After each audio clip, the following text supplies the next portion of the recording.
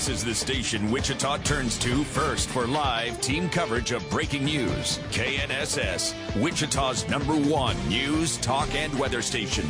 Depend on it. Good morning, 7 o'clock. This is the KNSS Morning News with Steve and Ted. I'm Steve McIntosh. The first presidential debate is in the books. We've got the story. I'm Phil Hildebrand. Teacher contract negotiations dominated the discussion at Monday night's school board meeting. Wichita police released more information on an officer-involved shooting. I'm Ted Woodward. Those details just ahead. I'm Dan O'Neill. Shareholders approved the sale of Westar Energy to Great Plains. I'm KNSS staff meteorologist Dan Holliday. A dry and quiet work week is ahead. Our complete forecast is coming up. Now we'll look at that first presidential debate between Donald Trump and Hillary Clinton. Spoiling for a fight, Hillary Clinton baited Donald Trump on taxes. Maybe he's not as rich as he says he is. Second, maybe he's not as charitable as he claims to be. When Clinton suggested Trump paid no income taxes for years, he didn't bother to deny it. It would be squandered, too, believe me. Trump said Clinton lacked the temperament, look, and stamina to be president and attacked her experience. She's got experience, but it's bad experience. From here, the candidates head straight to battleground states before their next debate in 2 weeks. Aaron Katursky, ABC News, Hempstead, New York. Wichita teachers were working to the contract yesterday in protest of low pay. The Wichita Teachers Union encouraged teachers to show up at the minimum 10 minutes before class, take a full 40-minute lunch, and leave 10 minutes after school Monday. Jim Freeman, former chief financial officer of USD 259, says the teachers are within their rights to do this. We're still in the negotiation process, and nothing is necessarily final yet. So I think this is probably just another one of those steps in the process. A number of teachers showed up to demonstrate outside last night's school board meeting and attend the meeting inside North High. At the meeting, board member Lynn Rogers said over the past 8 years, USD 259 has seen barely above 1% in funding increases. Contract talks between the teachers union and the district dominated the agenda at last night's Wichita Board of Education meeting. But I got to tell you, I am so tired of seeing your employees in tears. Teachers need relief yesterday. That's Teachers Union President Steve Wins, who addressed board members about the current state of teachers in the Wichita School District. Talks between the union and the district have reached an impasse after a mediation session 2 weeks ago failed to bring about an agreement between the two sides. Teachers are currently working under last year's contract. Wentz added that the union bears some responsibility for the current state of affairs. For too long, United Teachers of Wichita did not ask the hard, difficult questions that keep institutions honest and accountable. The desire to avoid conflict was greater than the desire to discover the truth. I'm here to tell you those days are over. No date has been set for talks to resume. Phil Hildebrand, 1330 KNSS. Somebody outside the Wichita Police Department claimed that a recent robbery suspect had been shot 14 times by an officer. WPD Sergeant Nikki Woodrow says that number is inaccurate. The Wichita Police Department is confirming that the individual shot by police last Sunday is Andrew Villa. Mr. Villa was shot 7 times by the police sergeant that night. He is still in the hospital and will be booked into jail for numerous felony charges upon his release. That incident took place on Sunday, September 18th. In that recent police-involved shooting, a Wichita sergeant was the first officer on the scene, and he did not carry a body camera. While Wichita patrol officers are all equipped with body cams now, their supervisors are not. Wichita Mayor Jeff Longwell says it would cost thousands of dollars to put body cams on supervisors. It was a decision made based on just simply the cost of outfitting all of them with body cams. The problem is they typically, one, are not first on the scene. Two, they're not out on those calls all that often, and usually there's a body cam with them. Longwell commented during Mondays with the mayor on the Steve and Ted in the Morning Show here on KNSS. Stockholders have approved the $12.2 billion sale of Topeka-based electric company Westar Energy to Missouri-based Great Plains Energy. Both companies reported Monday that participating shareholders approved the deal. Westar held a special meeting in Topeka. Great Plains had one in Kansas City, Missouri to finish the voting. Each firm said the holders of more than 60% of their shares participated. They said the owners of 95% or more of that stock approved the sale. Federal and state regulators must also sign off on the deal. The companies hope to complete the sale next spring. Dan O'Neill, 1330 KNSS. KNSS News Time now, 7:04, 4 minutes past 7 o'clock with Steve and Ted. The last homestand of the season begins tonight for the Kansas City Royals. We had a high-scoring game last night on Monday Night Football.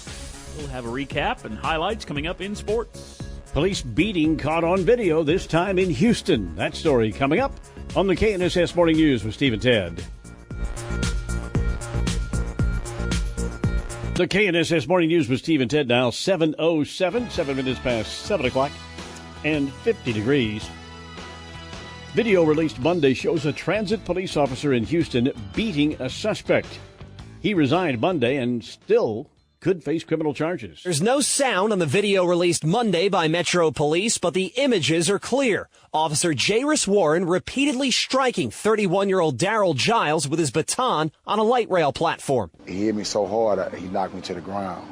So the first couple of licks, he knocked me to the ground, and he just standing over me, just going, making some noise. Another officer intervened and reported it to his sergeant. He received extra training and is returning to the job. Officer Warren resigned. Rather than be fired, he could still face criminal charges. Brian Clark, ABC News. The Kansas Association of School Boards is holding meetings across the state to bring together education leaders, policymakers, and experts to share ideas on school finance and other educational issues. Mark Tallman is with the KASB. Two big things we're focusing on: the State Board of Education's new Kansans Can vision, their goal of how we improve student success in Kansas, and what that means for developing a new school finance system. Those meetings begin today in Sublette. There will also be stops in Oakley, Salina, Blue Valley, Girard, and Hutchinson between now and October 6th. KNSS News Time now, 7:09, 9 minutes past 7 o'clock with Steve and Ted. And so far in traffic, the only thing you need to avoid is we've got an injury traffic accident westbound Kellogg at Webb Road. Looks like an eastbound car went into the westbound lanes there. Watch out for that. 1330 KNSS traffic. I'm Jad Chambers. And now the forecast with KNSS staff meteorologist Dan Holliday. Good morning, Dan. Good morning. You may want to grab the jacket on the way out the door this morning, but you certainly won't need it this afternoon. A clear start to the morning, sunny and 81 later on this afternoon. Clear tonight down to 57, and a frontal boundary moves in tomorrow, but we're not expecting any rain. Our high 78. The next chance of precipitation in the forecast by late Sunday night. I'm KNSS staff meteorologist Dan Holliday. Thank you, Dan. Now a clear sky, south wind at 7 miles per hour and 50 degrees. Yesterday's high temperature in Wichita was 75 degrees. Today is September 27th, right? 2016. And I have a granddaughter having a birthday. Our youngest granddaughter, Sammy Jo, is turning 4 years old today. Well, happy birthday, Sammy Jo. Lives in Germany, and she's got a big personality, as you might expect, and a very nice-looking young lady. She is turning 4 today in Germany. I saw her on Facebook this morning. One of the great things about Facebook and FaceTime and those things, you can stay in touch with people you have lost touch with, and sometimes it's a pain. Yeah. Not always, though. All right, debates. That's what we're talking about this morning, the first debate, Hillary Clinton and Donald Trump. And with us this morning is Wichita State University political science professor Ken Saboski, who said he stayed up late and he got his cookies and his jammies out and watched the whole thing. You're kind of a glutton for punishment, I think. I watched it. I had to watch it. I wanted to. You wanted to watch? Yeah. You got to maybe find out some things. Well, so yeah, we need very interested in your observations this morning. Would you like to tell us what you think there, sir? Well, I guess my overall assessment is I thought Donald Trump, of course, I think a lot of people maybe were expecting him to take major shots, at Hillary Clinton. But I thought he was really pretty self-restrained last night, and probably purposefully so. And apparently there were some things he wanted to say, really, but he said out of respect for Chelsea, her daughter being there, and so on, he didn't want to do that, and some other things. But I think overall he didn't really come out as he usually does. I just think last week I saw where he referred to Bob Gates, who grew up here in Wichita, was CIA director and Secretary of Defense, and he called him dopey. Yeah. He's something wrong with him and so on. But he didn't do anything like that last night. So I thought that was in Trump's favor. And I guess maybe I was surprised that he didn't go after Hillary Clinton more on her email issues. He brought that up, And, of course, he brought up the Trans-Pacific Partnership regarding trade. And she said she didn't call it the gold standard, and they did some fact checking and said indeed she did say that. Okay, something along those lines. So I thought I heard that too, and I don't know about her fact checking on him. Some things, I think there were some things at issue, but I don't know, maybe it's going to come up in the future debates. There wasn't much last night on national security or anything like that, except for did Trump support the Iraq War? Now, he said he didn't, but, and it's a mess and so on. So. Fact check this morning says he did. Yeah. Right. So, these are two people who, frankly, they have these very high negatives for a reason. Well, that's right, and I think not an accident. I think overall too. I think people are looking for, well, what would Hillary Clinton do that would be different from Barack Obama, from President Obama? I think people are kind of associating her with that administration, and well, the Clintons have had their turn. This will be another Clinton again, just maybe a continuation of Clinton, and I think that's kind of in the back of the minds of a lot of people, and they're looking for change. Remember, President Obama ran on hope and change. So I think that's one of the things here that's going to be very important. I think that people need to keep in mind, and I think that could be in Trump's favor. I was like you. I was surprised he didn't seize more on the emails. To me, that's really not much of an issue, but a lot of people think it is. Well, and I think it is. I mean, maybe security issues. But they think that, did she just make a mistake, or is she trying to give secrets away of our country? Well, that's a good question. And another area I thought that Donald Trump could have done more on was when they were talking about race, the issue of race in this country. And I think Donald Trump could have done more to say, what he would do in terms of the African Americans.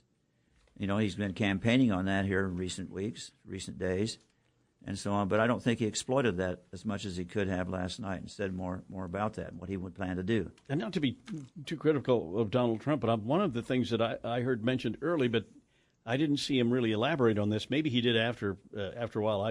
I couldn't watch the whole thing, but he talked about changing the federal rules and regulations on business, in order to get business free. And see, I think that's kind of a bipartisan deal. I think a lot of people believe that way, and I'm surprised he didn't push that a little more. Right, and I think the focus, however, was more on corporations. Is the way I read it, the way I heard it. Donald Trump wants to lower their taxes. He said they create the businesses. They create the business and other businesses, business spin-offs, and so on. Sure. And that kind of thing. And, of course, Hillary Clinton is saying, that's just giving the rich, giving already the rich, another break. Well, Ted Woodward said earlier, and I agree with this, there weren't any new ideas specifically, but one thing that Hillary Clinton said is she wants to raise that minimum wage. And getting that through Congress is going to be a little tough, but right. And that certainly divides people, doesn't it? Well, especially if it's a considerable raise. Yeah. That's one of the issues. What do you then? We talked to a listener a few minutes ago, Joan. Happened to be a female listener call us, and I said, and I just thought about this today. Does the gender of Mrs. Clinton possibly being for the first woman president, a glass ceiling, the whole thing, does it mean anything? The woman listener, Joan, said, not a thing. I don't know do you think gender matters at all in this thing? I mean, we've already elected an African-American president, so does it mean anything? Yeah, well, I don't think. In many ways, I think. We're a couple of guys talking. I think, right? No, in many ways, I think we're getting beyond that, I think. Yeah. I think Hillary Clinton, is serving as Secretary of State and so on, and has an active role in the Bill Clinton administration, especially regarding health care at first and some other things. And so I think we've come a long ways. And I think the gender issue, I'd like to think that the gender issue and the race issue and that sort of thing would begin to fade and wouldn't be so important. As Martin Luther King said, let's judge people by the content of their character. Okay. Right. Okay. So I think that we should get back to that. On another note, Bill, I'm sorry, I lost my train of thought there while you were talking about that. All right, so your overall impression then, what do we look for in the next debate? And we're going to have more of the same? I mean, a huge audience on radio and TV and social media last night, but you think the next one will attract that much attention? And I got another question for you. Well, all right. Is anybody going to change their mind? Did this change Well, no, I don't. mind? As a matter of fact, I think that I don't think too many people change their mind. I'll bet it's 5% or lower might have changed their mind. I think these kinds of things pretty much reinforce people's views already, whatever they hold, whatever perceptions of the candidates they have. They're looking for ways to reinforce their particular views, I think. And, people are funny. They don't want to have something that will conflict with how they think, Right.